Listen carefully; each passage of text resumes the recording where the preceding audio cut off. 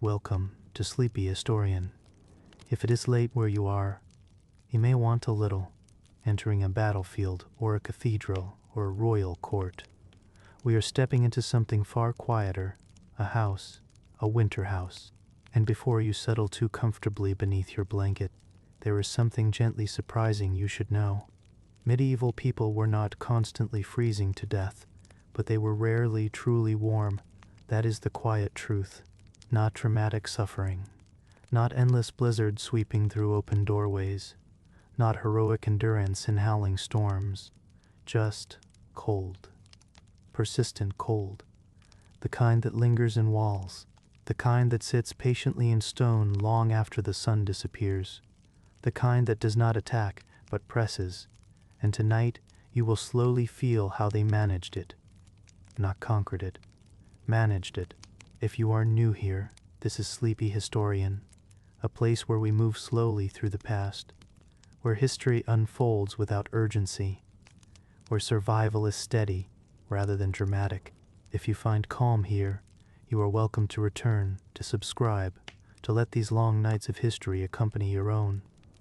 Now, let your breathing slow a little. Notice the room you are in, the invisible warmth around you, whether from a heater, a vent, insulated walls, or simply trapped air that does not escape. Medieval homes did not trap air well. They breathed. You are about to spend the night in a structure that cannot fully hold heat. And as we begin, you should understand something else, something that might gently unsettle you. People did not expect perfect comfort. That expectation simply did not exist. Warmth was partial, temporary, shared, negotiated. The goal was not to feel cozy. The goal was to last until morning. So let us begin at the edge of evening. You are inside a timber-framed house, or perhaps one built of rough stone. The sun is already lowered behind distant trees. Its last warmth lingers only faintly in the walls. You do not feel cold yet, not sharply, but you sense a change. The air is thinning of heat. It is subtle, like a hand withdrawing. Medieval houses were designed for durability, not insulation. Thick walls held their shape against wind and weather, but they also absorbed the day's chill and returned it slowly after sunset. There is a hearth in the center of the room. There is always a hearth. It is not roaring. It cannot roar all night. Wood must be gathered, split, stored, protected from damp, burned carefully. Fire is not an endless resource. Already someone has adjusted the logs. Already someone is thinking ahead. You are beginning to understand the rhythm. Cold nights were not endured accidentally. They were prepared for hours in advance. Before darkness settles fully, small rituals begin. Loose shutters are pulled tight. Gaps are stuffed with cloth. Straw is shifted along thresholds. A woven hanging is drawn across a doorway to block drafts. These gestures do not eliminate the cold, they reduce it, and that distinction matters. You might imagine a medieval winter night as dramatic, as extreme, as something constantly threatening, but more often it was something steady. Cold did not rush in, it seeped, and you lived inside that seepage. As twilight deepens, the hearth becomes the center of gravity. Bodies orient toward it without thinking. Work slows, movements shrink inward, conversation softens. Heat is shared space. The far corners of the room are already dimmer, already cooler. If you were to walk there barefoot, you would notice the floor leaching warmth from your soles. Stone remembers the absence of sun. Soon you will climb into a bed that is not entirely soft. You will bring layers with you, wool, linen, perhaps a cloak. You will not undress fully. That might surprise you. Night clothing was not about luxury. It was about preserving warmth already earned during the day. There was no thermostat to adjust, no dial to turn, only choices made before sleep. And even then, sleep will not be continuous. Many people in the medieval world slept in two segments, a first sleep and a second sleep, waking naturally in between. And during that waking they would notice something. The cold had deepened. The embers had dimmed. The house had shifted into its true night state. Tonight you will feel that shift slowly, but for now, remain in this early hour. The firelight is still steady. Smoke rises toward beams darkened by years of soot. The smell of wood, not always pleasant, hangs low. You sit close enough to feel warmth on your face, but your back is already cool. That contrast is constant. Warmth was directional. Turn slightly, and you feel the difference. Move too far away, and you begin to lose what little surplus heat your body has stored. Medieval people understood something without articulating it scientifically. Heat escapes from walls, from doors, from lungs, even from you. Your body is a small furnace, and tonight it will work. Calories consumed during the day, coarse bread, pottage, maybe salted meat, are not just nourishment. They are fuel. Quiet fuel for warmth. Hunger and cold are linked. Fatigue and cold are linked. If food was scarce, nights felt longer. If illness lingered, nights felt sharper. But still, the house stands. The fire glows. People prepare. No one panics. Because this is normal. This is simply winter. Over the next hour of our slow journey, you will come to understand how houses could not fully hold heat. Fire had to be rationed carefully.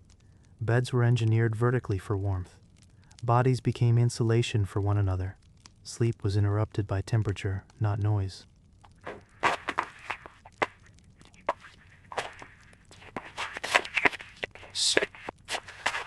Even before the fire weakens, before the embers sink into themselves, the house begins to cool. Not dramatically, not all at once, but gradually, the way a hell breath slowly leaves the lungs. You are standing inside what you would call shelter. A timber frame structure, perhaps, its beams dark and uneven. Or a stone-built dwelling, walls thick enough to resist wind and rain. But thickness does not mean warmth. It means mass, and mass remembers temperature. All day the walls absorbed what little winter sun they could. That warmth was never abundant. It was thin, angled, fleeting. And now that the sun has withdrawn, the walls begin giving back what they stored. Unfortunately, what they stored was not much. Stone radiates cold with patience. You can feel it if you stand close enough. Not a sharp cold, but a steady pulling sensation, as though your body is quietly lending its heat to the wall. You may not think of walls as active, but in winter they are participants. They breathe. The timber beams shrink slightly as temperature drops. Tiny gaps widen along their joints. Mortar between stones stiffens. The air that was trapped during the day shifts and settles. Somewhere near the shuttered window, you feel it first. A faint thread of moving air. It touches your ankle. Not strong enough to alarm you, just enough to remind you that indoors is not sealed. In a modern room, insulation creates boundaries. Layers of material trap heat in place. But here, in this medieval house, air exchanges constantly with the outside world. It is subtle, but constant. You move closer to the hearth. You do not hurry. No one hurries toward warmth. It is done gradually, without acknowledgement. A chair shifts a little nearer. A stool rotates slightly. A bench fills with shoulders that lean inward. You notice how the warmth reaches only so far. The front of your body glows faintly. Your face feels comfortable, but your back cools almost immediately. Heat here is directional. Turn slightly and the comfort changes. Move too far and you lose it. The fire is not meant to heat the entire house. It is meant to create a small island within it. Beyond that island, the room remains closer to outdoor temperature than you might expect. You glance toward the far corner. It is already different there. Darker, quieter, colder. And yet, nothing is wrong. This is simply how the house behaves. You walk toward the wall, perhaps to hang something or retrieve a tool. As you step away from the hearth, the difference becomes clearer. The stone floor beneath you holds the memory of frozen ground. It pulls heat from your soul steadily, almost politely. If you pause there too long, your toes begin to lose sensation first. That is often how cold enters the body, through the extremities, feet, fingers, ears. No one explains this to you. You simply learn it by living. The walls are thick, yes, but thick stone in winter is not a blanket. It is a reservoir of chill. It equalizes slowly with the night air outside, and because the night air will drop lower still, the walls will continue adjusting for hours. You run your fingers lightly along the interior surface. It feels solid, dry, but faintly cold, even near the fire's reach. Further from the hearth, the air feels heavier. You might notice something else. Sound changes in winter. When air grows denser and colder, the house creaks differently. Timber contracts. Pegs shift slightly in their sockets. The roof settles. You hear a small ticking noise somewhere overhead. It is not a threat. It is contraction. In summer, this same house expands slightly under warmth. Gaps narrow. Air thickens lazily, but winter reverses that movement. Winter pulls everything inward, and in doing so it opens space for cold to travel. The shuttered window was made of wood, perhaps with oiled cloth or parchment stretched across it. Glass is rare, expensive, and imperfect even when present. Light barely enters now. But air does. You kneel near the base of the shutter and feel a narrow ribbon of cold moving inward. It is not visible, but it is unmistakable. This is why cloth is stuffed along edges. This is why woven hangings are draped across openings. This is why straw or rushes line thresholds. Every layer interrupts flow, not stops it, interrupts it, and interrupts it, and interrupts it is enough. You begin to understand that managing cold is not about eliminating it. It is about slowing it. Each small effort buys time. An extra hour before toes stiffen. An extra hour before water skins over with ice. An extra hour before breath fogs visibly indoors. Outside, darkness deepens. The air beyond the walls is already colder than the air within. And because these walls breathe, that difference equalizes slowly. You sit again. This time closer. You tuck your feet beneath you if you can, or you wrap them loosely in wool. The fire snaps softly, a log settling in upon itself. It will not be fed continuously. Not yet. Fuel must last through the night. Already someone has chosen which pieces of wood will burn first and which will be saved. There is quiet mathematics in this. How long until sleep? How long until embers? How long until dawn? You do not have a clock. You measure time in glow, in shadow length, in how much warmth remains in the stone nearest the hearth. The walls continue breathing. You might not think of medieval houses as porous, but they are. Roof thatch allows faint air exchange. Timber joints are imperfect. Chimneys draw smoke upward, and with it, warm air that must be replaced from somewhere. So even the act of keeping a fire pulls cold inward from gaps and seams. It is a trade. Warmth rises and leaves. Cold settles and enters. The house does not trap heat. It negotiates with it. You feel your shoulders cool first when you sit too long without turning. You shift position. No one comments. Everyone understands this choreography. Small adjustments. Incremental. Endless. The temperature is still bearable, but it is falling. Gradually. Almost too slowly to notice from 1 minute to the next. If you could mark it precisely, you would see a gentle downward slope. But you do not need numbers. Your body tracks it instinctively. Your fingers begin to curl closer to your palms. Your breathing shortens slightly. You draw your cloak tighter, not urgently, just reflexively. This is the first lesson of medieval winter nights. The house is not your shield, it is your partial buffer. Beyond these walls, the cold would move more quickly across your skin. Wind would strip warmth with efficiency. Moisture would cling and freeze. Inside, the decline is slower, but it continues. Above you in the rafters, smoke lingers in faint ribbons. The chimney does not draw perfectly. No chimney of this era does. The slight draft it creates ensures that fresh air must enter somewhere, often through the very gaps you tried to block. You might notice something else. The air smells sharper now. Colder air carries scent differently. Ash, wool, damp timber, all feel more defined. Your breath is not yet visible, but it will be. Later. For now, the walls continue their exchange. Heat moves outward, cold moves inward.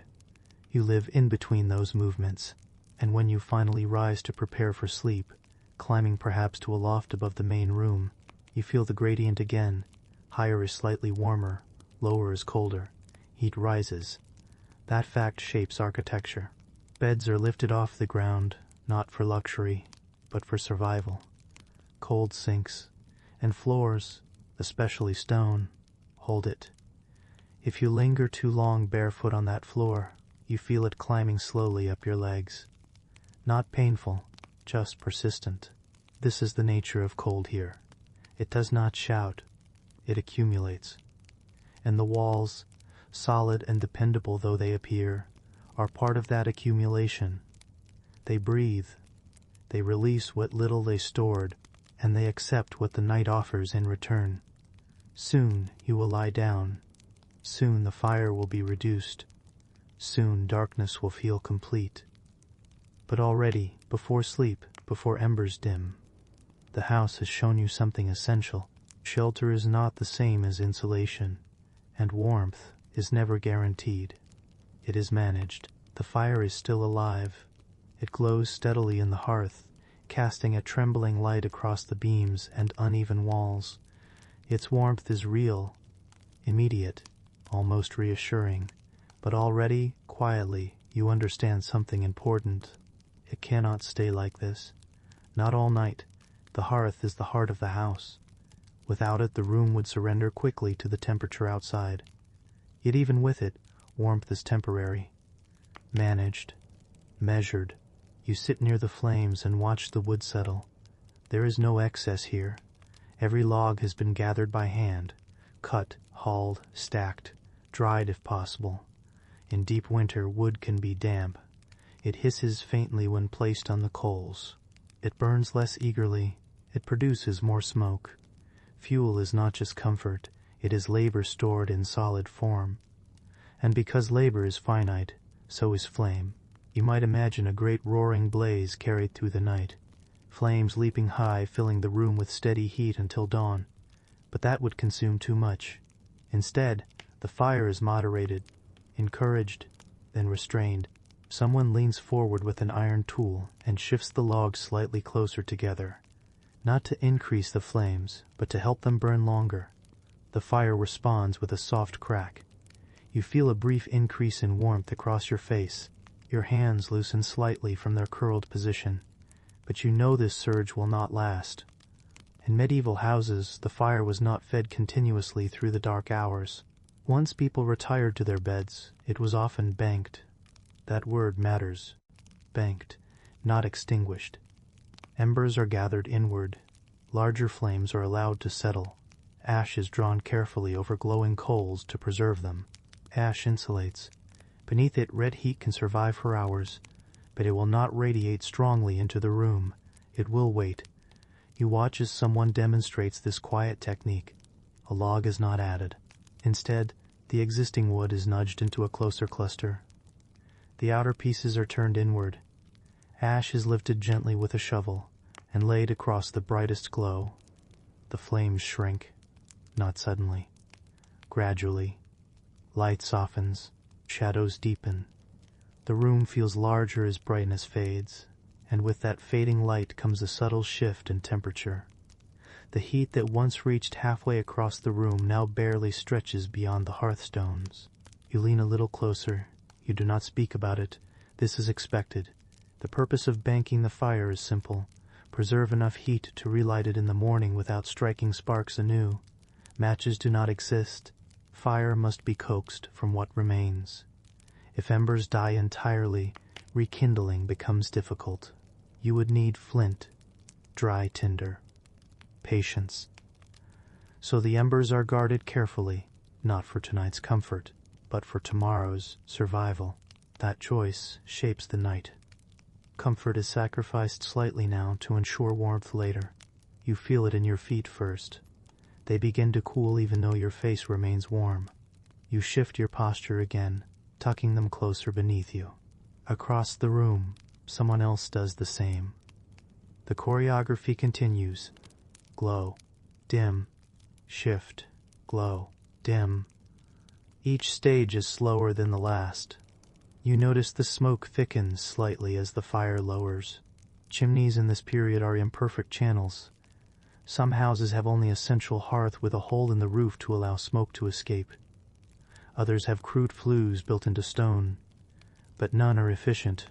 As flames shrink, smoke lingers lower before drifting upward. It adds to the air's heaviness. It carries the scent of resin and damp bark. Your eyes adjust to the dimmer light. Firelight flickers unevenly across faces and hands. Shadows move gently with every shift of embers. This light is not stable. It breathes, and so does the temperature.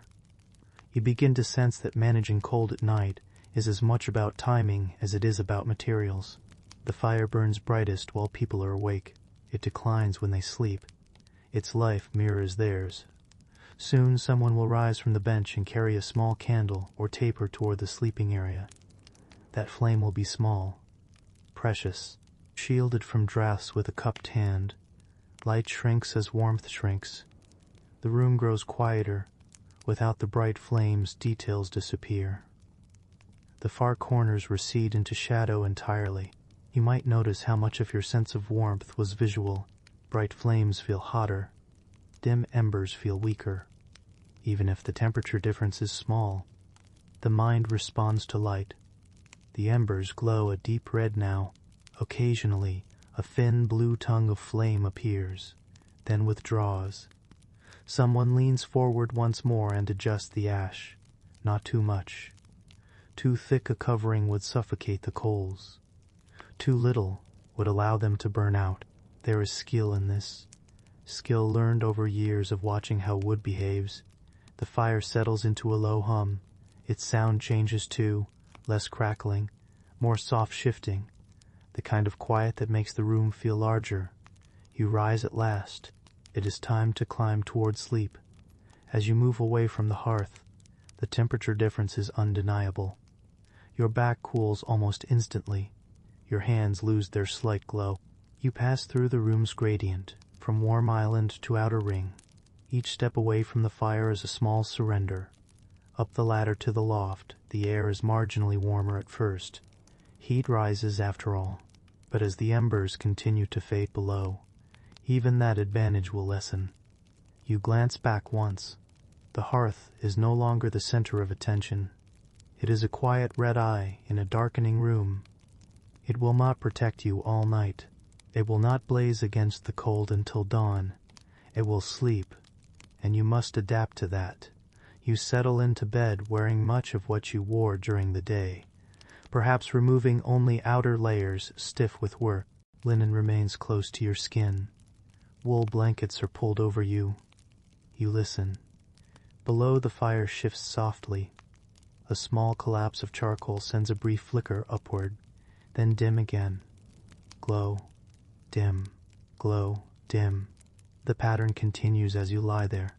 The room cools degree by degree, but because it happens slowly, your body adjusts in increments. You curl slightly tighter. You pull the blanket closer around your neck. You draw your knees upward, not dramatically, just enough.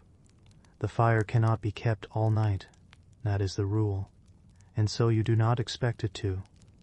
Expectation shapes endurance. You fall into your first sleep not because you are perfectly warm, but because you are warm enough. Below, beneath its soft covering of ash, the embers continue their quiet work, preserving a trace of tomorrow's flame. The house cools around them, and around you. By the time you lie down, the house is already changed, not dramatically, but enough. The embers below are quieter now. Their glow no longer reaches the edges of the room. Shadows hold steady in the corners. The walls have released most of what little warmth they stored, and the floor has become something else entirely. Stone floors, when winter deepens, do not merely feel cool, they feel anchored to the earth itself, because they are. Beneath the laid stone is packed soil.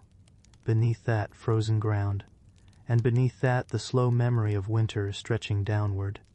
Cold does not rush upward through the floor. It rises patiently. If you were to step barefoot across it now, you would feel it almost immediately, a steady drawing sensation along the soles of your feet, not sharp, not biting, just persistent. That is why rushes are scattered. That is why straw is layered loosely across walking paths. It is not decoration, it is interruption. The thin barrier between you and stone matters more at night than during the day. During daylight, movement generates heat. Activity masks cold, but once stillness takes over, surfaces reveal themselves. You descend briefly from the loft, perhaps to adjust something near the hearth, and your foot touches the floor through the thin sole of your shoe. The difference is unmistakable. Above, near the ceiling, the air is tolerable. Below, near the floor, the air feels heavier, cooler, denser. Cold sinks. You feel that truth without needing to name it. Beds are rarely placed directly on the ground. Even the simplest bed, if it can be called that, is raised slightly. Wooden frames lift sleeping bodies above the worst of the floor's chill. In humbler homes, pallets stuffed with straw rest on low platforms. In more prosperous households, bed frames are sturdy, sometimes with carved posts, ropes laced tight to hold mattresses aloft. Height is insulation, not luxury. You climb again toward your sleeping place. The ladder creaks softly beneath your weight. Timber responds to the night's contraction. Each step produces a faint sound, not alarming, just present.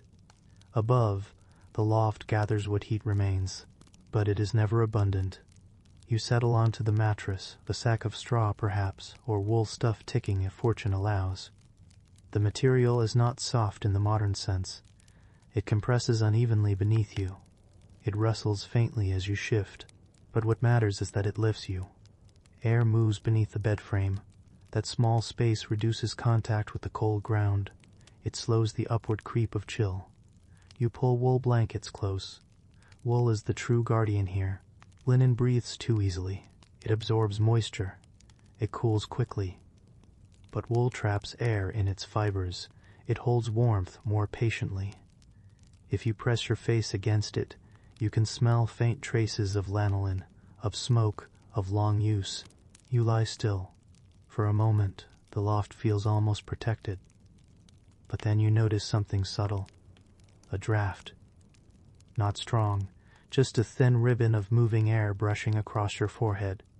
Lofts are closer to the roof, and roofs, especially thatched ones, are not sealed tightly against wind.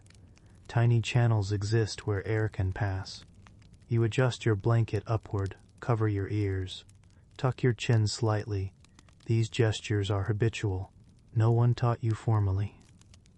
You learned by repetition. You might hear animals below, perhaps a cow shifting in its stall, or goats adjusting in straw. In some homes, livestock share the lower level during winter. Their bodies produce heat. That warmth rises gently through the floorboards. It is not overwhelming, but it contributes. Human bodies contribute more. In many households, beds are shared, not always for affection, for survival. Two bodies under wool generate more retained heat than one. Breath accumulates beneath bed curtains, if they are present, thick hangings that enclose the sleeping space and trap warmth. You notice how the air beneath your blankets changes after a few minutes. At first it feels cool against your skin, then gradually, almost imperceptibly, it warms. Your body is working. Heat is not gifted from the room. It is produced from within you. And so you curl slightly inward, instinctively, reducing exposed surface. Your knees bend. Your hands slide beneath your thighs. Your shoulders round forward. This is how mammals conserve warmth. Without thinking, you take on that shape. The draft brushes the edge of your blanket again. You tug it tighter. Not frustrated, just adjusting. Down below, the embers shift once more. A faint clatter of settling charcoal reaches you. Then stillness again. The house has entered its quieter phase. Now the true night begins. Temperature continues its slow descent. But it does so evenly. not sharply enough to wake you yet, just enough to encourage deeper curling. If you wake later, and you likely will, it will be because your body senses the difference. Perhaps your nose grows cold. Perhaps your toes lose warmth. Often it is the feet. The extremities surrender heat first to preserve the core. You might slide your feet closer to another body if one is beside you, or tuck them more tightly into the folds of wool. Below, near the floor, the air is colder still. If someone were to descend now, they would feel the gradient clearly.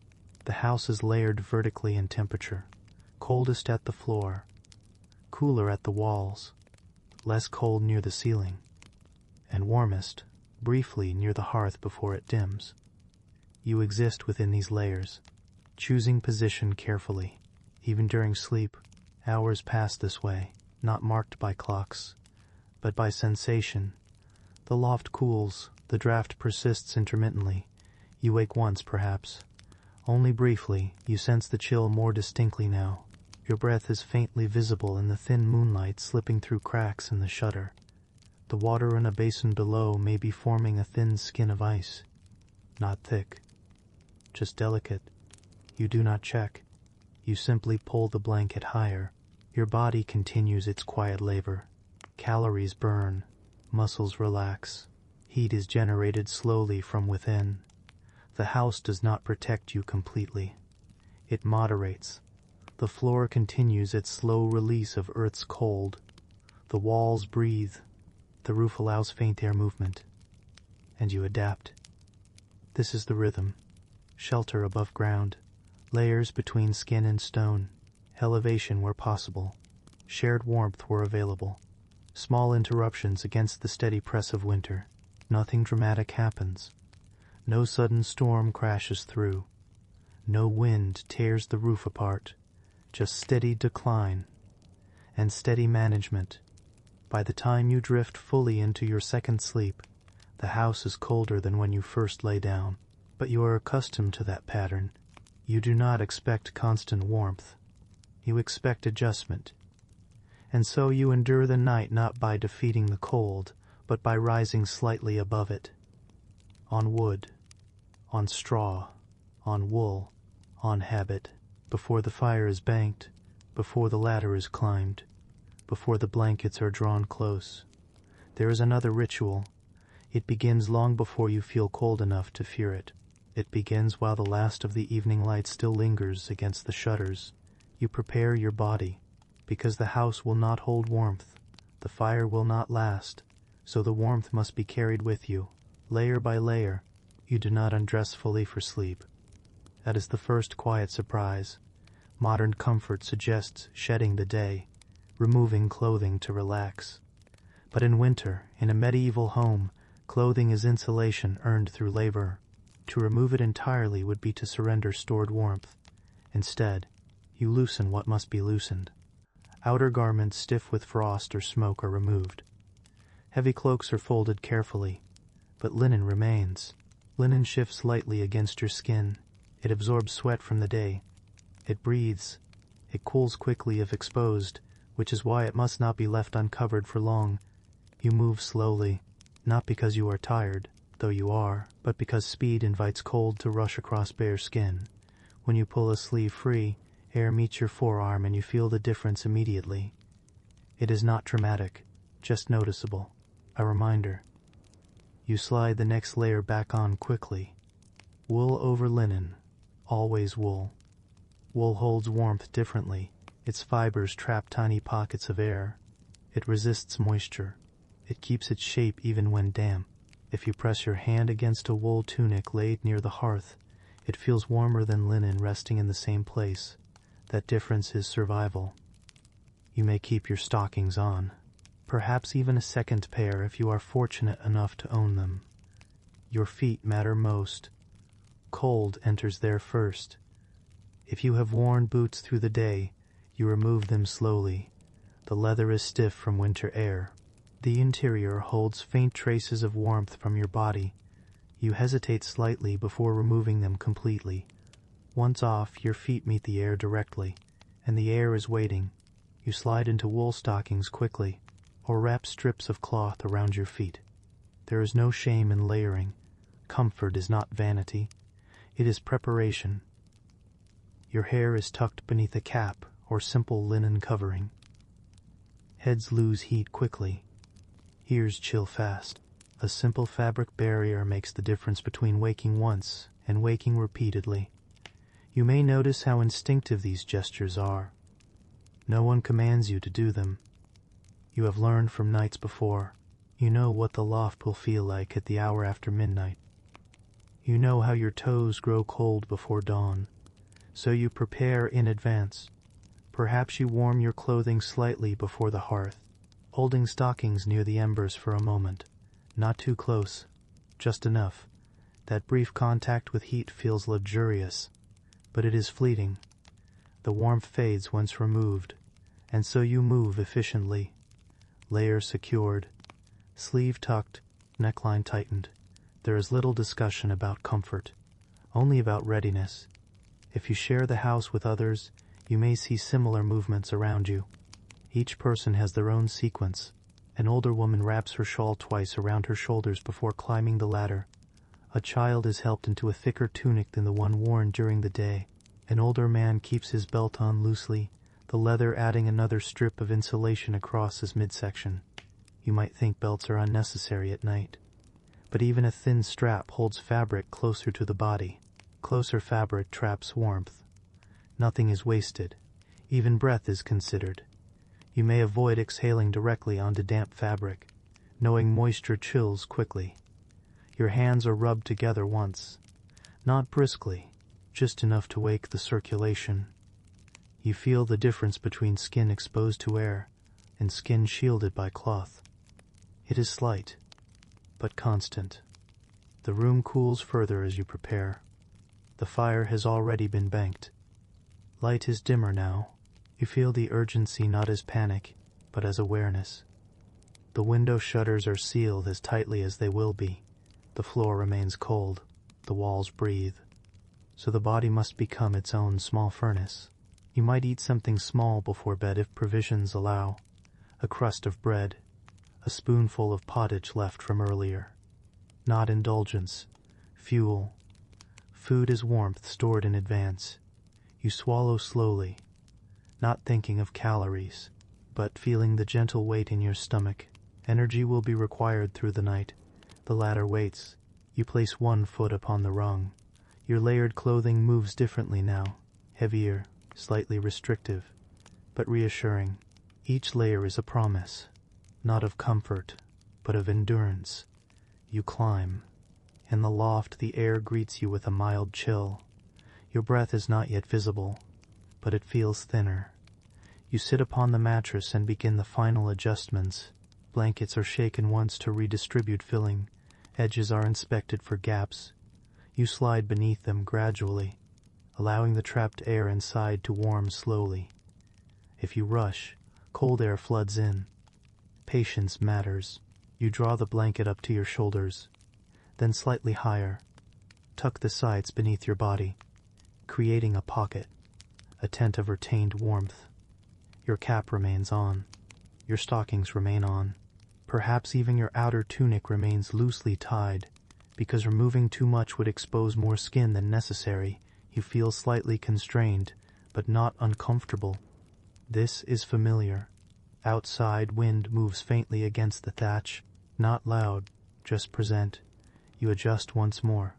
Pull fabric over your ears. Fold your hands against your chest. Feel the layers working together. There is something methodical in this, almost ritualistic. The same sequence every night, through weeks of winter, through months. Repetition becomes reassurance. You know what to expect. The house will cool. The embers will dim. You will wake once. You will pull the blanket closer. You will drift again. The layering is your quiet defense. Not dramatic. Not perfect, but sufficient. As your body begins warming the small pocket beneath wool, you feel the first subtle difference. The air trapped inside grows softer, warmer. Your shoulders loosen slightly. Your breathing deepens. Not because the room has changed, but because you have prepared for it. Layer by layer, once you are layered, once the blanket has settled, once the embers have dimmed into a low red hush, you begin to notice something else. You are not alone in this warmth. In the medieval world, privacy at night was rare. Warmth was communal. Beds were not always singular, private spaces reserved for one body and its thoughts. They were shared by spouses, by children, by servants, sometimes by anyone under the same roof. Not from sentimentality, from necessity. You feel the mattress shift slightly as another body settles beside you. The movement is gentle, a redistribution of weight. The wool blanket lifts briefly, letting in a small ribbon of cooler air, then falls again as it is tucked more securely around both of you. At first, the air beneath the covers feels cool and thin, but then something subtle begins. Breath accumulates. You exhale. They exhale. Moisture and warmth gather in the small pocket you have created together. Within minutes, the air beneath the blanket changes. It becomes softer, heavier, warmer. This is not dramatic heat. It is gradual, but it is reliable. 2 bodies generate more retained warmth than 1, 3 more than 2. In wealthier homes, large beds with heavy curtains surround the sleeping space entirely. Thick fabric hangings descend from wooden frames above, enclosing the mattress like a small room within a room. Those curtains are not decorative. They trap breath. They interrupt drafts. They create a microclimate. You might reach behind you and feel the bed curtain brush against your knuckles. The fabric is thick, perhaps wool or heavy linen. It hangs still, absorbing the faint glow of embers below. Inside this small enclosure, the difference becomes noticeable. Outside the curtain, the loft air continues to cool. Inside, the air warms slightly with each passing minute. You do not speak much. Conversation requires breath. Breath is warmth. Silence preserves it. You listen instead. The faint shift of fabric, the soft sound of someone adjusting their position. A child's small sigh. Below, an animal moves once in its stall. The house settles again. Your feet, which cooled earlier, find another pair beside them. Contact transfers heat quickly. It is not uncomfortable. It is expected. Hands may brush accidentally. Shoulders press lightly. The shared space reduces exposed surface area. Less skin meets open air. More warmth remains contained. You might imagine that such closeness feels intrusive, but when cold is the steady background condition, proximity becomes practical. It is not intimacy first. It is insulation. You feel the rhythm of another person's breathing, slow, steady. You unconsciously match it. Your own breathing deepens. Warmer air remains trapped beneath the blanket when breaths are even. If someone turns suddenly, cool air rushes briefly into the enclosure. You feel it immediately. The small chill across your cheek. Then the blanket settles again. Heat begins rebuilding. This is the cycle. Shift. Cool. Stillness. Warm. Shift. Cool. Stillness. Warm. It repeats quietly through the night. If you are fortunate enough to have bed curtains, you notice how the outer edges of the fabric feel cooler than the inner side. You might extend a hand outward briefly and feel the difference. Beyond the curtain, the loft air feels sharper, more distant. Inside it is tempered, not warm, but bearable. Some households did not have raised beds with curtains. In smaller dwellings, pallets were placed close together on the loft floor, or even in the main room. Families slept side by side, wrapped in shared blankets. The principle remained the same. Bodies create heat. Shared breath sustains it. You might sense faint condensation forming on the inner side of the blanket near your mouth. Moisture from breathing gathers slowly. It will cool by morning, perhaps even stiffen slightly, but for now it contributes to warmth. You tuck your chin lower into the wool. Cover your mouth partly to preserve heat. Your cap remains secure over your ears. Every small adjustment matters.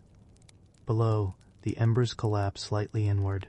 A brief glow flares brighter, then dims again. No one rises to tend it. It has been banked carefully.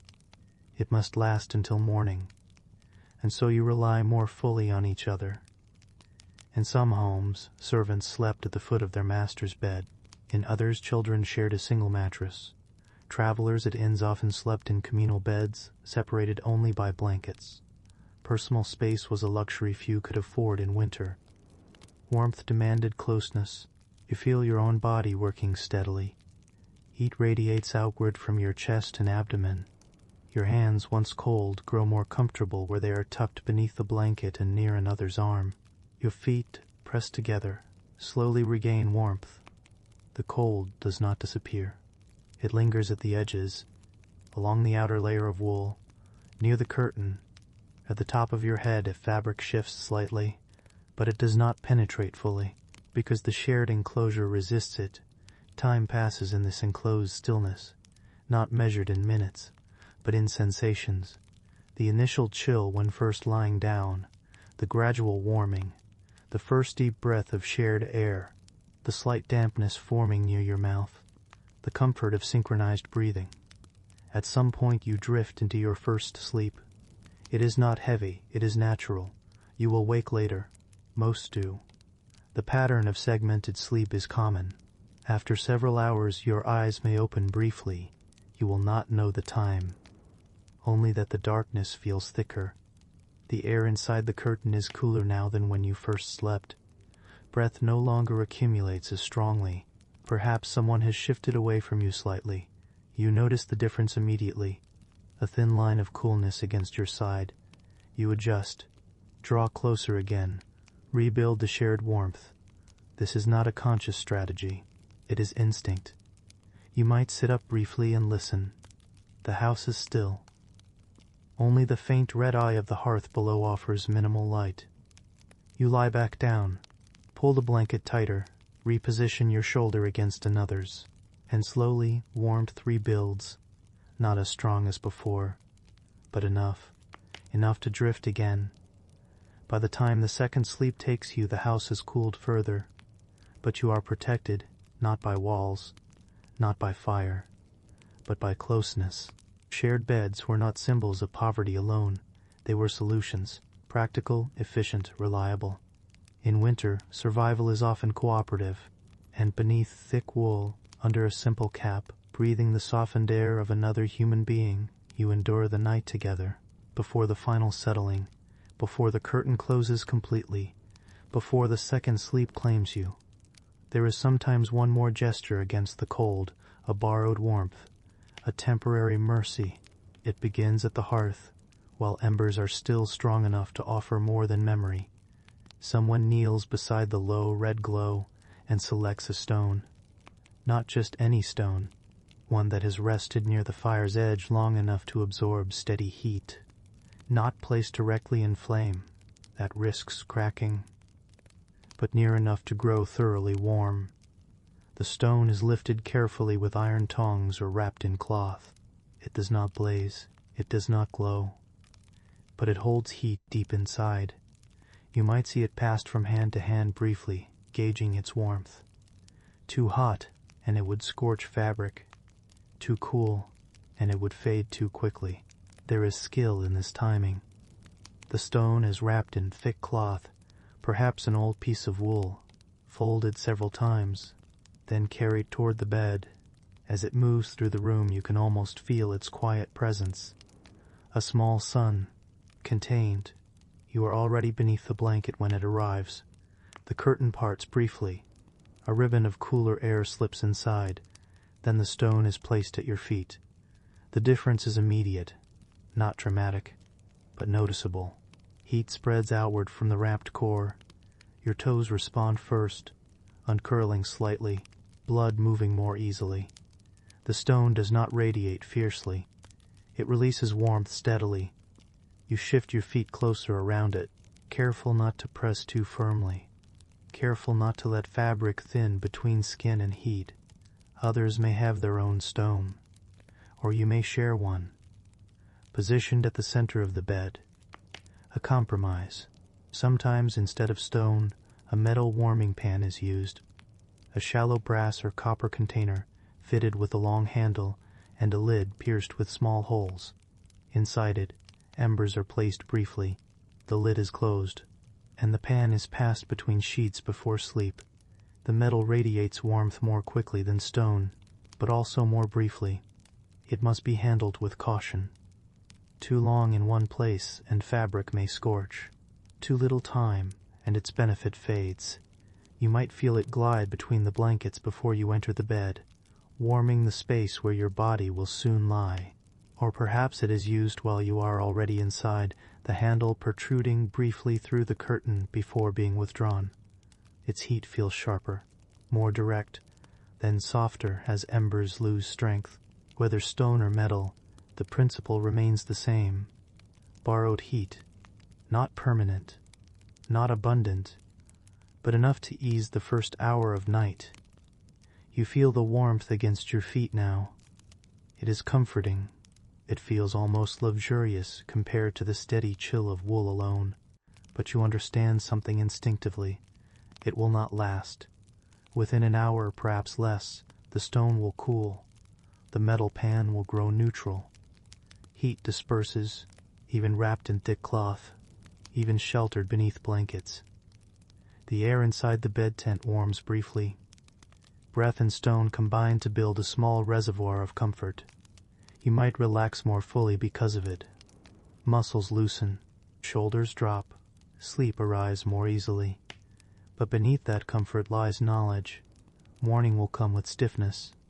The stone will be cold by then, perhaps even damp with condensation, if you wake during the night, as many do. You may find your toes searching for warmth that has already faded. You slide them around the cloth-wrapped stone. Find it lukewarm, then cooler still. Eventually it becomes simply another object beneath the blanket. This is the rhythm. Heat is introduced. Heat fades, you adjust.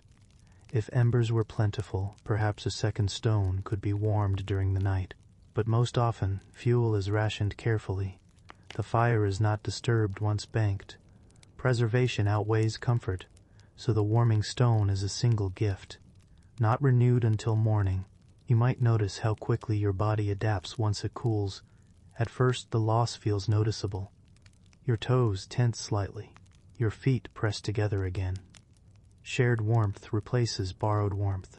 Gradually, the discomfort dulls, not because the temperature has changed, but because your body has recalibrated. Cold becomes baseline again. In wealthier households, servants might warm beds regularly before their masters retire. Warming pans glide between heavy linens nightly. Thick curtains trap heat more effectively. Feather-filled mattresses insulate better than straw. But even there, the warmth is temporary. No hearth burns high through 14 hours of darkness. Even in castles, cold stone walls breathe. Even in manor houses, drafts thread through arrow slits and window frames. Temporary heat is a universal solution. You feel your breathing slow again. The shared air beneath the blanket grows soft once more. The stone, now merely warm, rests near your heels. You do not push it away. Even as it cools, it retains a trace of comfort. Perhaps you press your hands briefly against it, borrowing the last of its warmth before tucking them back under wool. There is something deeply human in this gesture. Seeking heat, sharing heat, passing heat hand to hand. You imagine how many nights this same stone has served, how many winters, how many feet pressed against its wrapped surface. Heat is communal across time. The house remains quiet. No wind rises. No storm breaks. Just steady cold outside. Steady cooling within. You drift into deeper sleep. At some point in the night, the stone will feel no different than the mattress beneath it. You may wake briefly and move it aside without thinking, or leave it where it lies, its purpose fulfilled. The embers below continue their slow red breathing. The walls release what little warmth remains. The floor holds its connection to frozen ground. And you, layered and shared and briefly warmed by borrowed heat, endure. Not dramatically, not heroically, simply by managing what is available. Stone, metal, cloth, breath. Each night, the same ritual. Each night, a small negotiation with winter. The night stretches quietly now. You have done everything that can be done. Layered clothing, tucked woolen blankets, raised bed, warming stones, shared breath. The fire has been banked. The walls continue their slow exhalation of chill. The floor remains cold beneath the loft, and yet you are asleep. Not deeply at first, not as if the world no longer exists, but enough to surrender to the darkness, to drift slowly away from the waking day. Sleep in this household is not uniform. It comes in waves. Sometimes your eyelids close fully, only to flutter open later, sensing a slight shift in temperature or a faint draft along the roof. Perhaps you hear the creak of timber, subtle and consistent, the house adjusting to the weight of night and cold. You are aware dimly that something outside is moving. Perhaps wind crossed the roof, yet it does not disturb fully. It is a reminder the night is long, persistent, and unrelenting, but it is also measured. It does not rush, it does not roar. It simply is. Your body continues its quiet work. Even in sleep, heat is generated from within. Muscles relax, but circulation adjusts to conserve warmth. Your shoulders hunch slightly beneath the blanket. Feet curl together. The hands may press lightly against thighs or against another body if you share the bed. This first sleep is segmented, as all sleep in winter often is. At some hour you awaken slightly. You might notice the cold has crept further along the loft floor. Perhaps the warming stone is cooled, leaving only faint residual heat beneath your feet. Perhaps the air inside the blanket feels thinner. The body registers this immediately. Your hands move. Feet adjust. Breath deepens. You are aware of proximity, of shared warmth, of the remaining folds of wool still pressed against skin. You do not rise. There is no reason. Movement would disturb heat. Instead, you shift gently, curling tighter, gathering warmth once more. Minutes pass this way, or hours. Time is measured in sensations, in the gradual ebb of comfort, in the slow accumulation of cold along extremities. You might hear faint sounds below, the settling of animals, a small creak from timber, the slight shift of embers in the hearth long since banked. Sleep returns as it always does, despite cold, despite draft. It comes quietly, without fanfare. You might drift fully into it, only to wake again later. When you awaken the second time, the chill has deepened. The loft is colder than when you first climbed the ladder. The air has thinned further. Breath is faintly visible in the dim moonlight or through the cracks and shutters. Fingers feel stiff. Toes might curl reflexively, searching for heat. You notice instinctive responses. Hands rub together. Feet tuck further beneath blankets. Head is drawn beneath the cap. Neck is buried in folds of wool. If another body is beside you, you instinctively move closer. Shared warmth reasserts itself. Even the faint heat of shared breath becomes significant in the dim loft. Below, the embers continue their soft red pulse. Not much heat escapes now. Stone walls have released nearly all they stored from the day. Timber has contracted. Gaps and joints remain open, allowing a faint movement of cold air. You might rise briefly to adjust a blanket, to reposition a hand or foot, but it is careful movement. The purpose is not comfort alone. It is preservation. Each small gesture maintains core warmth without waste. Sleep returns again, perhaps heavier this time, perhaps only in fragments. The body adapts to intermittent chill. The extremities become resilient. The core maintains. Awareness of draft remains peripheral but unalarming. This is the endurance plateau. Hours stretch. Nothing rises suddenly. Nothing falls abruptly. Time is measured in shifting air, cooling wool, and the slow fade of residual heat from stones and embers. You do not notice minutes. You notice gradients, subtle variations of warmth and cold, small movements of air across skin, the slow contraction of timber, the shifting of straw beneath the bed. Occasionally, small noises pierce the stillness. An animal, the wind, perhaps the faint sound of another person stirring in a shared bed, but the night remains largely unbroken.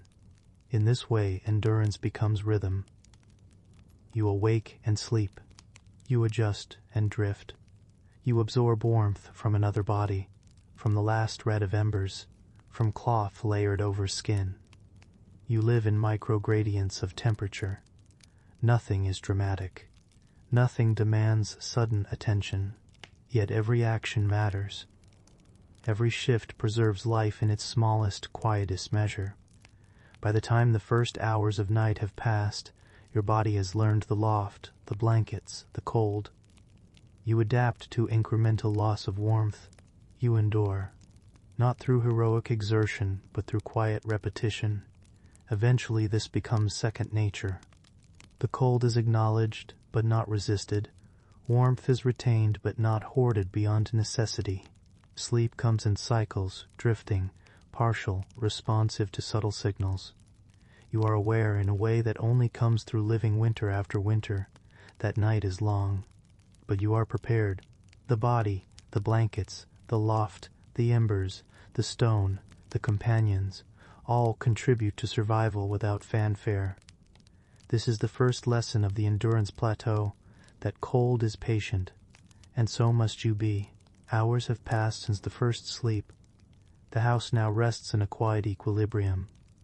The fire is reduced to embers barely glowing red. The walls and floor have surrendered much of their stored heat to the night.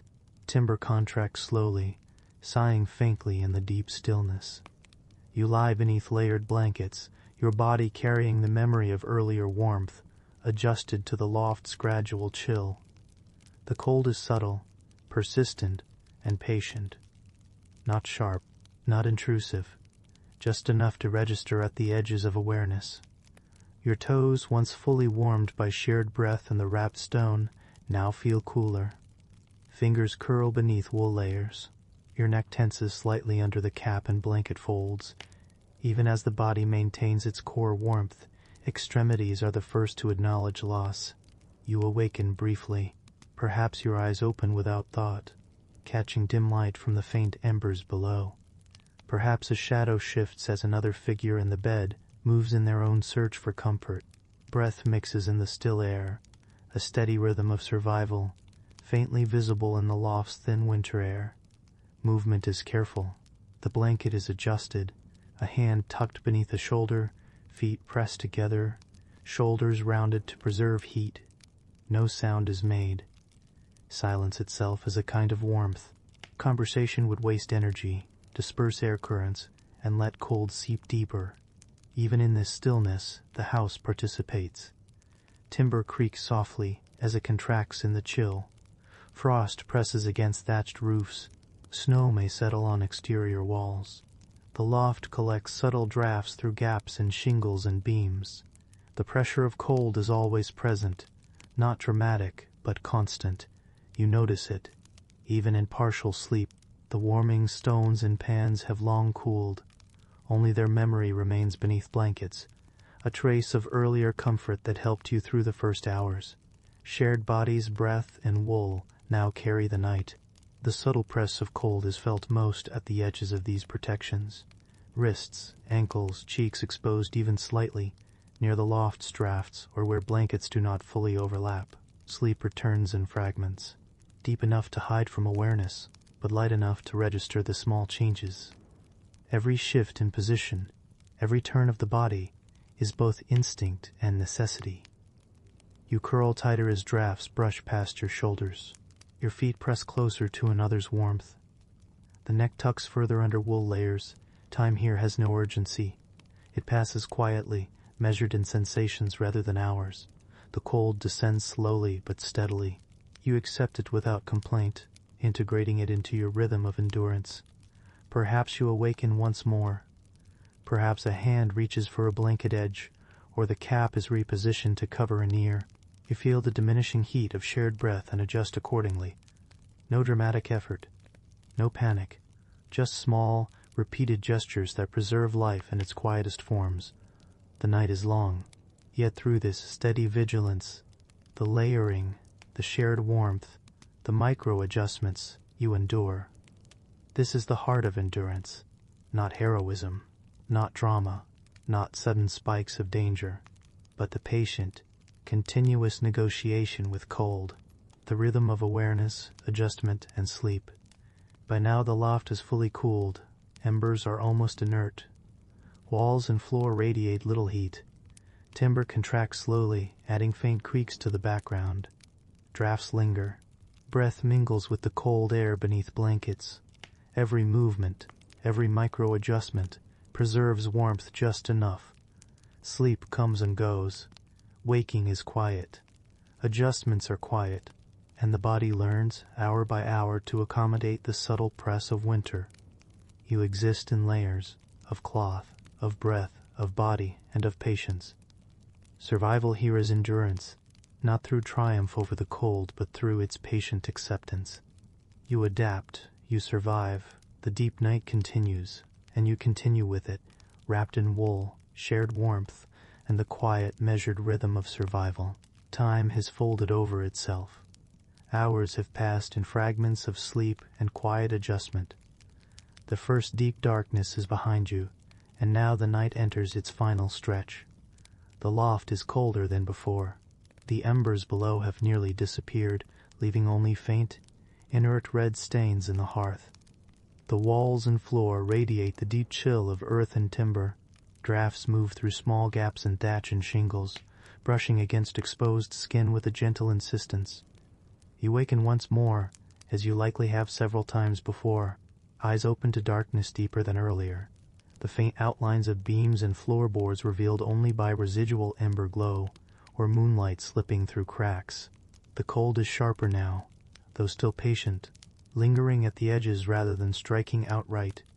Extremities are first to register it, toes curled, fingers stiff, cheeks slightly chilled. Your body responds instinctively. You draw limbs inward, shoulders hunch, hands are tucked beneath the blanket or pressed against another body. Feet seek contact with warmth, either from a companion or from the lingering stone if one was left in place. Every subtle movement is deliberate, conserving precious heat while avoiding unnecessary exposure. The air beneath the blanket feels thinner. Shared breath continues to provide warmth, but its effect diminishes after hours of constant circulation. You adjust once more, tucking the blanket higher over your head and shoulders, curling deeper into the familiar protective shape.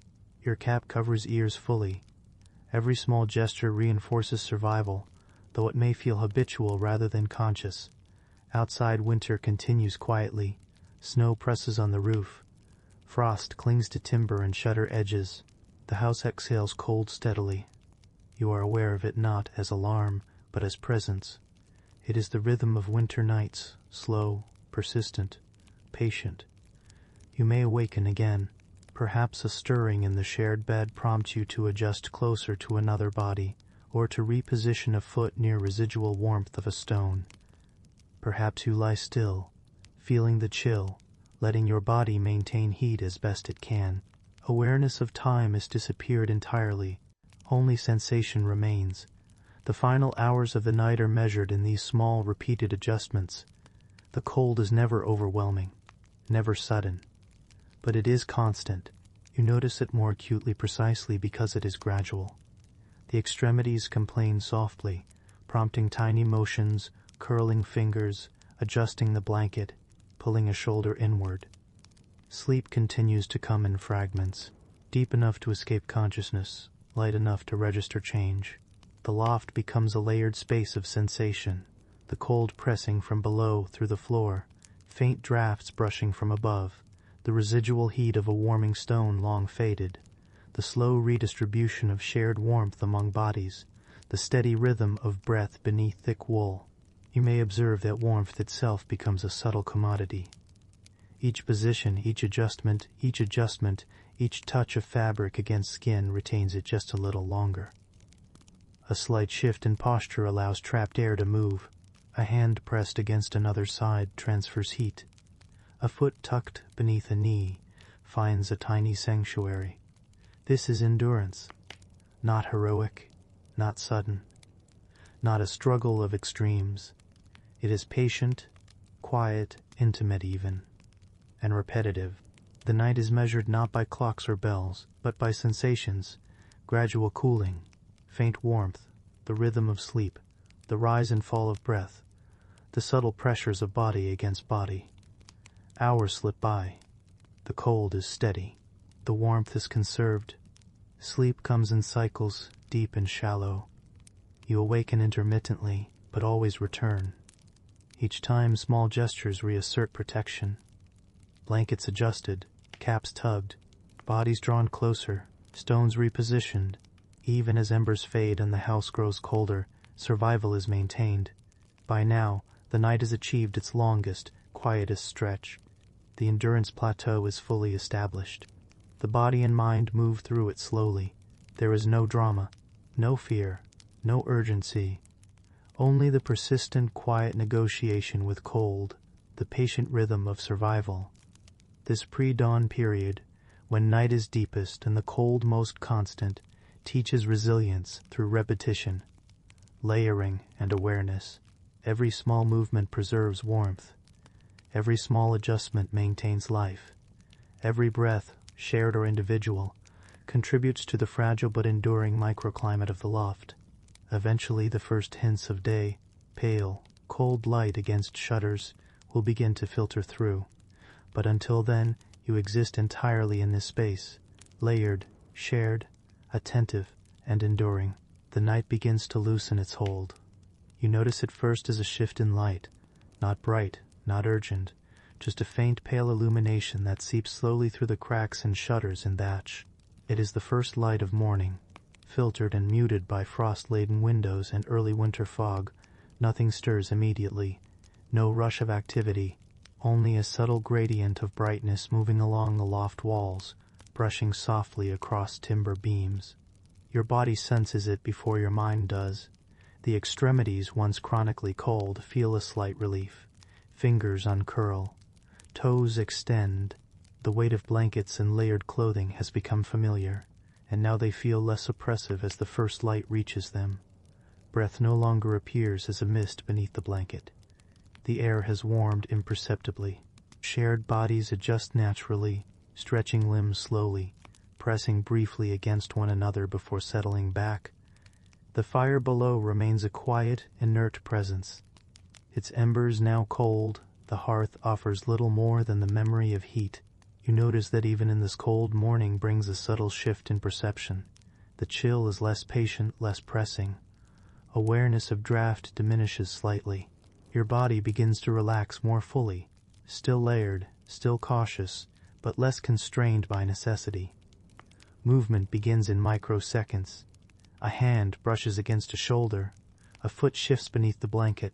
The loft groans quietly as timber warms slightly, expanding minutely in response to the first sunlight.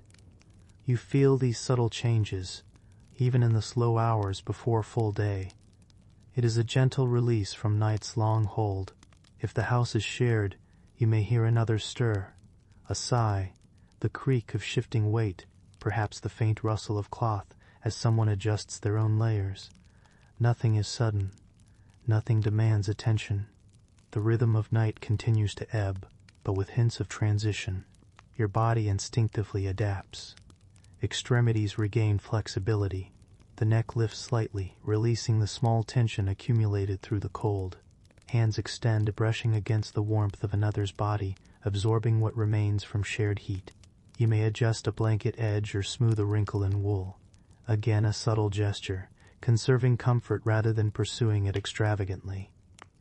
Even as awareness increases, the cold remains a presence at the periphery. Drafts along walls, residual chill from the floor, and still faint cold from roof gaps remind you that survival is a continuum. Yet morning light softens the edges. Awareness of cold becomes contemplative rather than reactive. You notice gradients instead of absolutes, warmth against your chest, cool along ankles, slight chill across your cheeks. The first stirrings in the loft are careful. The young stretch lightly, pressing briefly against elders for warmth. Adults adjust layered clothing, folding or tucking slightly, preparing for the slow transition from night to day. Shared breath continues to circulate but less insistently. Bodies are not yet fully active, allowing residual warmth to spread gently. The loft remains muted. Sounds are sparse, a soft clink of a tool outside, the occasional animal stirring in the stall, wind brushing lightly against shingles. Nothing demands energy. There is patience, stillness, and observation. Every gesture is deliberate. Every small adjustment maintains equilibrium as the house transitions from night to day. Even as light gradually strengthens, the endurance plateau lingers in microform. Sleep may return for short intervals, brief dozing between moments of awareness. You adjust blankets, perhaps reposition a hand or foot, absorb warmth from another body, or simply lie still, observing the subtle glow that spreads across timber, straw, and thatch. This period teaches another layer of endurance, that survival is not only about resisting the night's cold, but also about accommodating the first gentle intrusion of day. Light shifts perception. Cold is no longer oppressive. Warmth from body and cloth becomes more noticeable, more appreciated. The slow transition is its own rhythm, distinct from night, yet continuous with it. Morning is not sudden. It does not rush. It unfolds through perception, light, movement, breath, micro-adjustments. You sense the day before it fully arrives, experiencing survival as a continuum rather than as isolated extremes. And so you remain layered, shared, cautious, yet beginning to relax in the quiet promise of gradual warmth. The night has ended, but its lessons linger in your posture, in your attention to layering, in your awareness of breath and body and cloth. The day has begun its quiet entrance. Light continues to grow slowly, spreading along timber walls and the loft floor. The cold has softened slightly, though it lingers in the corners of the room, and in places the sun cannot yet reach. You remain beneath your blankets, layered and cocooned, yet you are more aware now. Movements, once subtle micro-adjustments, expand into deliberate rituals that prepare the body for the coming hours. Hands stretch gently, rubbing against wrists and forearms. Fingers uncurl, awakening circulation that has slept through the night. Toes untangle from layers of wool or cloth wrappings, pressing briefly against another's warmth before settling. The cap over your head is shifted slightly. Ears exposed just enough to sense the cool morning air, without surrendering too much heat. Breath patterns change. Once steady and rhythmic beneath blankets, your breathing now grows fuller, taking in more air, yet measured carefully. Each inhale is cooler than the warm shared breath of night. Each exhale distributes moisture across the blankets, leaving a faint trace of warmth behind. The loft is still largely silent, but sound returns slowly, creaks of timber expanding in light and temperature, the soft shuffle of a companion adjusting themselves, a faint murmur of animals beginning their day below. You may shift slightly, raising shoulders, bending knees, repositioning your back against the mattress. Each movement is deliberate. You feel the weight of layers against the body, the pull of blankets along your shoulders, the soft friction of wool against skin. Clothing that once insulated now aids in movement, holding warmth in specific areas while allowing flexibility elsewhere. The body is keenly aware of its surroundings. Extremities, once painfully cold, have adapted to the gradual warmth. Fingers are nimble, toes press against the remaining warmth of shared bodies or residual stones. Neck and shoulders feel less tense. The chest rises and falls more freely. If you share the bed, others stir as well. Their movements are cautious, synchronized to preserve warmth yet accommodate light. A child shifts slightly, brushing against an adult. An older figure stretches quietly, hands moving along wool folds to regain small comforts. Shared breath continues to circulate, faint and rhythmic, now mingling with cooler air moving in from shutters or gaps in the loft. You notice the sensations more deliberately now. The texture of wool beneath fingertips, the subtle draft from above, the faint residual heat of stones, the rhythmic rise and fall of bodies beside you. Each movement is part of a ritual, a recognition of what the body has endured and what it requires to continue through the day. There is no hurry. Morning is measured, quiet, intentional. The body awakens gradually, respecting the long night it has endured. Extremities are stretched and warmed. Posture is adjusted. Circulation is restored. Every minor gesture preserves warmth and comfort without rushing. Perhaps you rise just enough to untangle legs, roll onto a side, or draw the blanket tighter around the torso. Perhaps you shift slightly toward another body for warmth. Each adjustment reinforces endurance. You are both awake and still within the rhythm of winter survival. Outside, light continues to diffuse across the loft. Shadows recede slowly. The world beyond remains cold, but the air within the shared space is marginally softer, carrying the residual warmth of night and layered bodies. You remain aware of both cold and warmth, learning through hours of repetition to manage the body's needs quietly. Even small gestures, like adjusting a sleeve or tucking the hem of a tunic, have significance. Each contributes to maintaining core temperature, redistributing trapped air, and easing circulation. You notice subtle differences in texture, in weight, in the sensation of fabric against skin. You feel a calm reassurance in these repeated, deliberate movements. The morning ritual is not a single act, but a series of small attentions to the body, the layers, and the shared environment. Each adjustment is purposeful. The body is reoriented, clothing is realigned, blankets are smoothed, and warmth is redistributed. You move with patience, neither rushed nor careless. Time passes slowly. Light increases imperceptibly. The loft warms slightly. Shared warmth, layered wool, and residual stones combine to offer gentle comfort, though still measured by the cold of winter's hold. Awareness heightens, yet it is calm, meditative, accepting. You are awake, but still connected to the lessons of night, patience, endurance, and subtle attentiveness.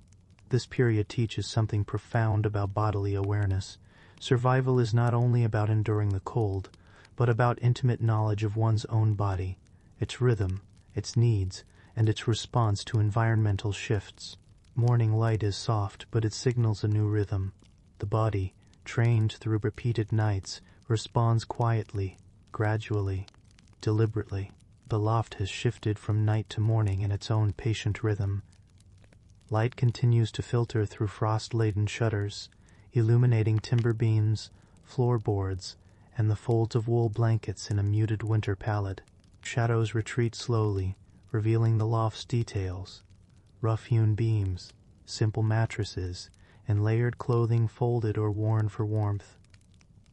The house breathes differently now. Timber expands subtly, floorboards creak with softened contraction, and the walls slowly exhale the last chill from night. You rise gradually, not abruptly, not hurriedly. Movement is careful, deliberate. Hands brush across blankets, smoothing layers and redistributing warmth. Fingers flex and stretch. Toes press against the cold floor briefly before retreating to the insulation of cloth. The body responds to residual chill, adjusting posture and alignment. Every motion is a negotiation with temperature, muscle stiffness, and shared space. The warming stone, if left, is now lukewarm.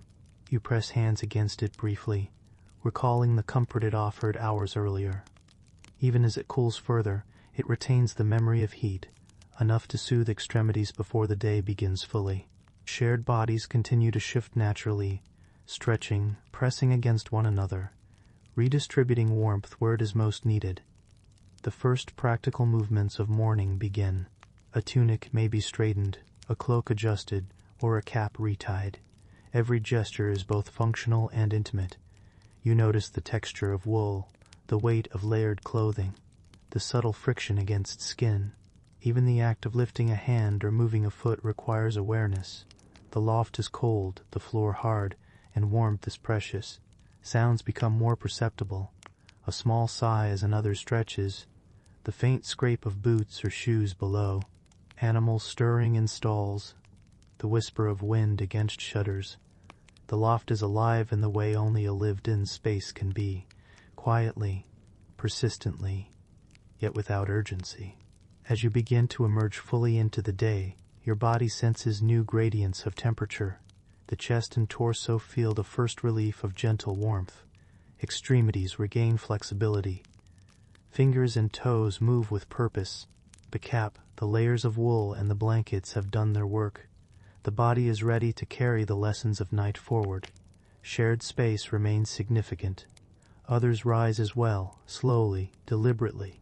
Movements are cautious to preserve comfort, redistribute warmth, and maintain equilibrium. A child stretches beside a parent. An elder shifts the blanket or cap. Hands meet briefly, conveying warmth and continuity, then withdraw. Breath, once thick and visible in cold night air, thins with the slowly warming loft. Even as day progresses, the chill outside is persistent. Frost remains on shutters and window ledges. Timber and stone continue to radiate residual cold. Yet within the loft, a gentle, gradual unfolding of warmth occurs. The body feels it, a soft rise in core temperature, a loosening of muscles, a diminished tension in shoulders and neck.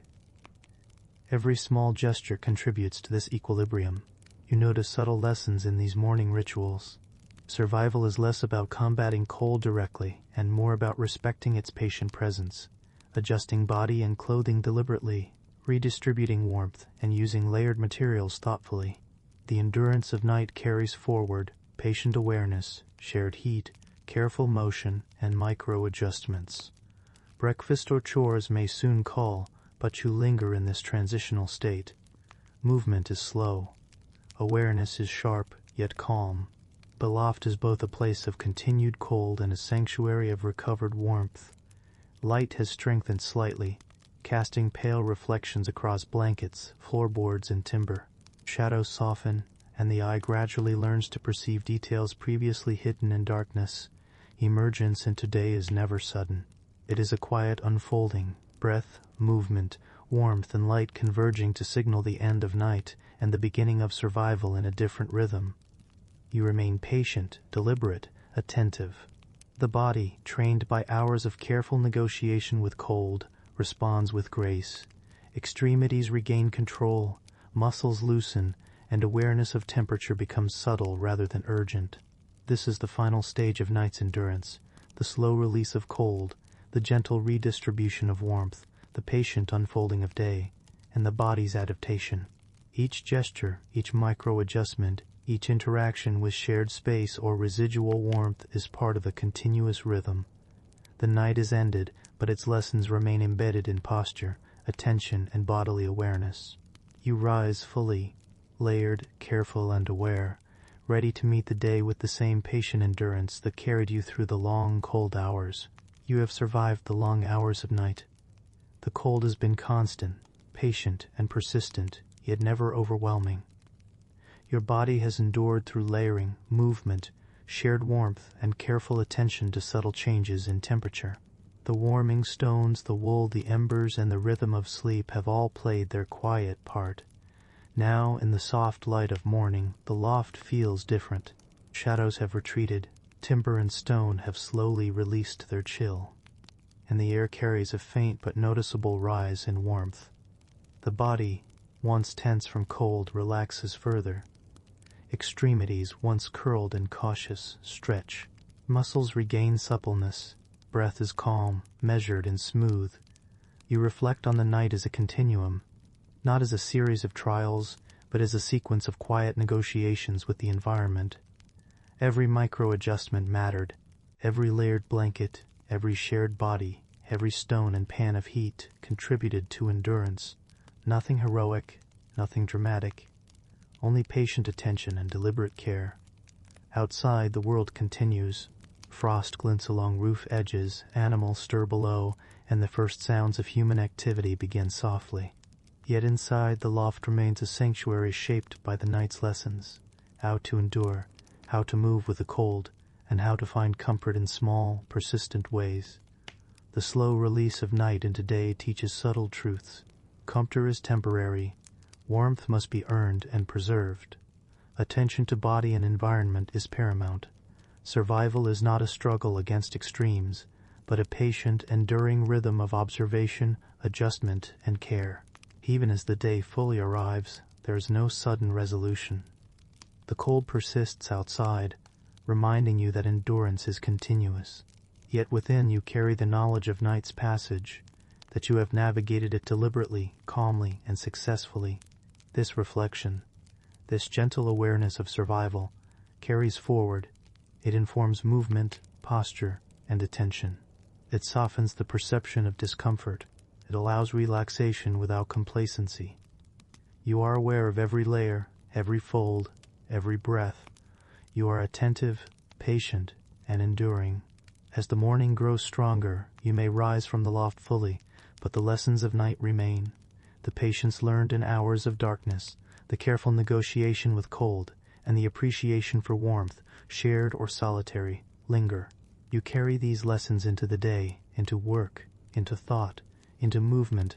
They are quiet, unassuming, yet profound. And as the house breathes gently around you, timber and stone warmed slightly by early sunlight, the blankets folded back, the body rested, and the mind calm, you may pause to simply notice that you survived, that the cold did not overpower you, that endurance is measured not in drama or triumph, but in patience, awareness, and gentle care. And in that realization there is release. No finality, no uplift, no sudden resolution, just calm observation, just quiet relief, just the gentle continuation of life into the day, carrying forward the rhythm of night's endurance. You might lie briefly, taking a final measure of warmth, before rising fully. Or perhaps you sit for a moment, hands clasped, appreciating the loft's stillness, the soft air, and the residual calm of a long night survived. This is the quiet conclusion, a gentle release, a reflective closure, not an ending, but a continuation, a soft acknowledgement of the patience and endurance that carried you through cold hours, through shadows, through layered darkness, into the pale, muted light of morning. And in that continuation, you are ready.